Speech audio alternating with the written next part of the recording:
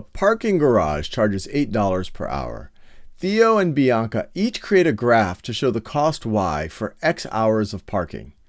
Theo creates axes that go from 0 to 6 on the x-axis and 0 to 48 on the y-axis. Bianca creates axes that go from 0 to 30 on the x-axis and 0 to 240 on the y-axis. All right, so they're plotting the same thing. They're just doing different scales for the axes. Theo says Bianca's graph shows a cheaper parking garage because her line looks less steep. Is Theo correct? So pause this video and think about that. All right, so I actually will show you what those graphs will look like. But before we even look at those graphs, you shouldn't, based on how you graph something, it shouldn't show one being cheaper than the other. No matter if assuming they graphed it correctly, we should both see $8 per hour as essentially the slope of the graphs. For every increase 1 hour, we should see an increase in $8 of cost.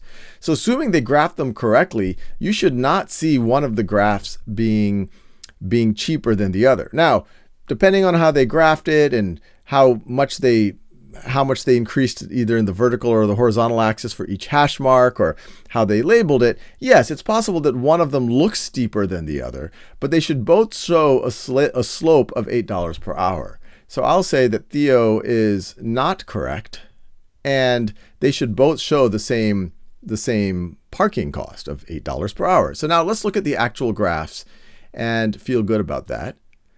So here's Theo's graph. He goes from 0 to 6 hours on the horizontal axis, and it goes from 0 to 48. And if you look at the cost, you can see every hour we have an incremental increase in $8. Every hour, an incremental increase in $8. The slope here is $8 per hour. Now look at Bianca's graph. And actually, these look pretty much the same. Even when you optically look at them, they look like they have the same slope. But let's actually just verify that. So when we increase by 5 hours, our cost increases by 40. But if you take 40 divided by 5, our change in y over change in x, that's still 8. Once again, you increase by another 5, you increase by another 40. 40 over 5 is still 8. Both of these have a slope of 8 because they're both graphing the same idea that the parking garage charges $8 per hour.